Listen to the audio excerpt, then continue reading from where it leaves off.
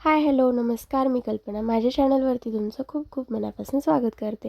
आज आपण ह्याची वेगळी आणि नवीन रेसिपी बघणार आहोत. तर चला रेसिपीला सुरुवात करूया. इथेही आपण मुरकुल घेतलेले आहेत. तर ह्याला आपण मराठी भाषेत मुरकुल म्हणतो, पण याला फिंगर पण म्हणतात. तर हे आपण घेतलेले आहेत. किराणा दुकानावरती किंवा सहज आपल्याला हे कुठेही उपलब्ध भेटतात. तर हे आपल्याला तळून घ्यायचे आहेत. त्यासाठी इथे मी तेल गरम करण्यासाठी ठेवलेलं आहे. तिथे आपलं तेल गरम झालेलं आहे. तर असं जे नेहमी आपण तळून घेतो ते हे असे तळून घेतलेले आहेत व्यवस्थित. आता हे आपण छान तळे आपण काढून घेऊया. हे आपण काढून घेतले. तर त्याच पद्धतीने आपण इथे सगळे मुरकुल तळून घेतलेले आहेत. तर इथे आपण ह्याला चाकूने कट करून घेणार आहोत. ह्याच्यामध्ये ना छोटे सुद्धा भेटतात जे खूप जाड असतात. तसे जर असतील तर तुम्हाला कट करण्याची खूप गरज नाही, 2 भाग करण्याची गरज नाही. त्याचा अगदी 1 भाग जरी केला तरी सुद्धा चालतो.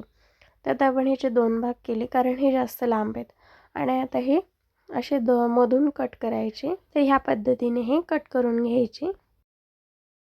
इथे आपण हे मुरकुल कट करून घेतलेले आहेत आणि त्यासाठी दुसरं साहित्य घेतलं. इथे आपण काकडी घेतलेली आहे बारीक कट करून, टोमॅटो आणि थोडंसं चिवडं घेतलेलं आहे, कांदा आणि थोडीशी कोथिंबीर घेतली.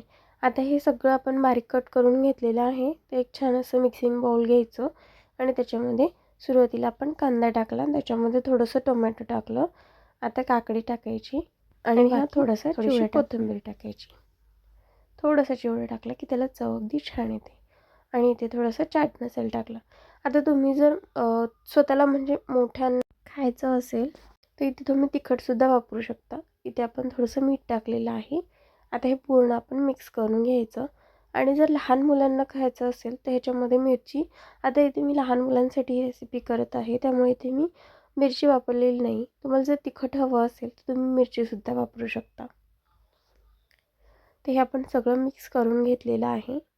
तर हे जे आपण चाट तयार करून घेतलं ते आता पूर्ण आपण हे जे मुरकुल कट करून घेतलेले आहेत त्याच्यामध्ये थोडं थोडं असं भरून घ्यायचं. आता हे सगळ्यांमध्ये आपण त्या प्रकारे भरून घेणार आहोत. इथे आपण सगळे फिंगरमध्ये हे भरून घेतलेलं आहे. तर तुम्ही हे बघू शकता अगदी छान मस्त दिसत आहे. आणि आपण जेव्हा नुसतं तळून खातो तेव्हा काय होतं की ते तेलकट लागतं आणि आपल्याला खूप खावंसं वाटत नाही. पण असं जर आपण काहीतरी भरपूर असं पौष्टिक भाज्या टाकल्या तर ते आपल्याला ते कमी तेलकट लागतं आणि खायलासुद्धा खूप छान लागतं. तर तयार झालेला आहे आपला फिंगर चाट. तर कशी वाटली रेसिपी? आहे की नाही एकदम साधी, सोपी आणि पौष्टिकसुद्धा आहे. तर चला असंच भेटूया एका नवीन रेसिपीसोबत, ती नेहमीप्रमाणे साधी आणि